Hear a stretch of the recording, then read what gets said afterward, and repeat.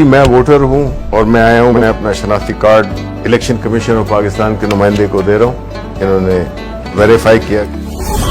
پھر میں یہاں پہ آتا ہوں. یہاں پہ پریزائڈنگ آفیسر کھڑے ہیں.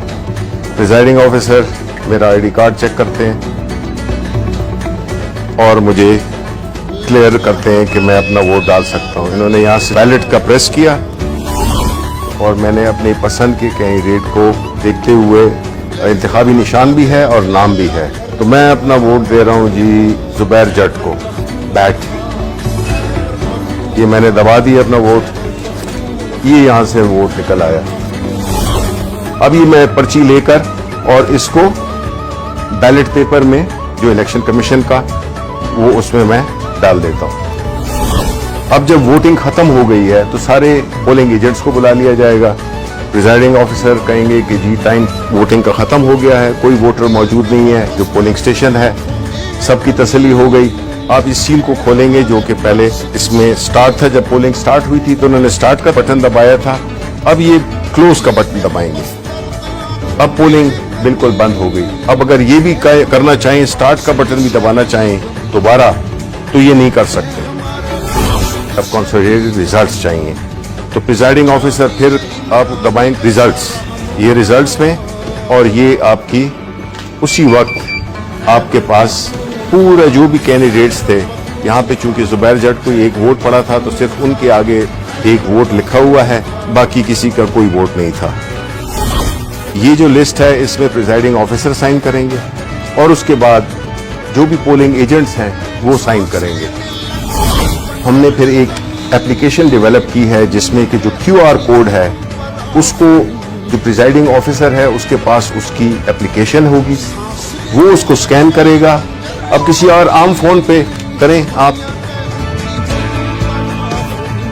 اب یہ ہے جو اپلیکیشن کے ساتھ ہے, وہ جو ہی کیا آپ نے دیکھ لیں کہ وہی ریزلٹ جو کہ اس کے ہیں وہی ریزلٹ آئے ہیں.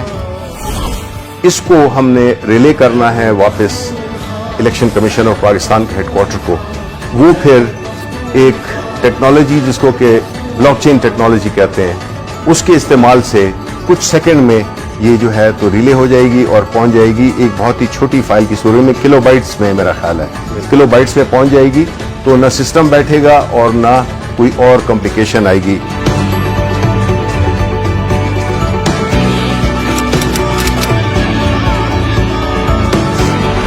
اگر کوئی یہ کوشش بھی کرے کہ وہ اسی طرح کا ووٹ پہلے تو چھپا نہیں سکتا, لیکن اگر چھپا بھی لے تو وہ ووٹ اس لیے کاؤنٹ آؤٹ ہوگا کیونکہ ہر ووٹ کے اوپر ایک بار کوڈ ہے.